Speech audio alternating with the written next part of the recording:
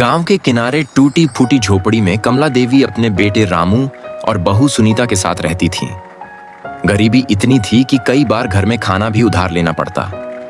सुनीता शहर में पली बढ़ी और पढ़ी लिखी थी, लेकिन शादी के बाद यह गरीबी देखकर हैरान रह गई।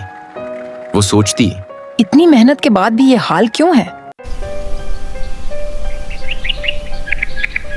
एक दिन उसे पता चला कि सरकार सिलाई का प्रशिक्षण और लोन दे रही है।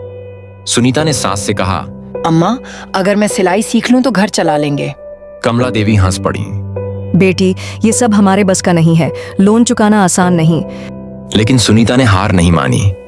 उसने सिलाई सीखी और पड़ोस की औरतों के कपड़े सिलने लगी। पहली बार जब उसने 500 रुपए कमा कर दिए तो अम्मा की आंखों में आंसू आ गए। बेटी, तूने वो कर दिखाया जो मैं सोच भी नहीं पाई थी। अब दोनों साथ काम करने लगी। गांव में सुनीता का नाम होने लगा। साल भर में मिट्टी के घर का सीमेंट के घर में परिवर्तन हो गया। फिर एक दिन रामू बीमार पड़ गया। महीनों तक काम नहीं कर सका। घर का सारा खर्च सास बहू की सिलाई से चला। गांव की और औरतें भी प्रेरित होकर काम सीखने लगीं। कमला देवी, जो पहले सोचती थीं कि औरत का काम सिर्फ घर तक है, अब खुद कहने लगीं, लड़कियां पढ़ लिख लें तो गरीबी भी हार मान जाती है।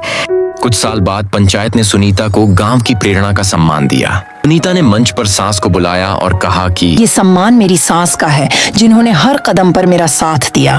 कमला देवी ने मंच पर सबके सामने बहू से कहा कि आज तू सिर्फ मेरी बहू नहीं, मेरी बेटी है।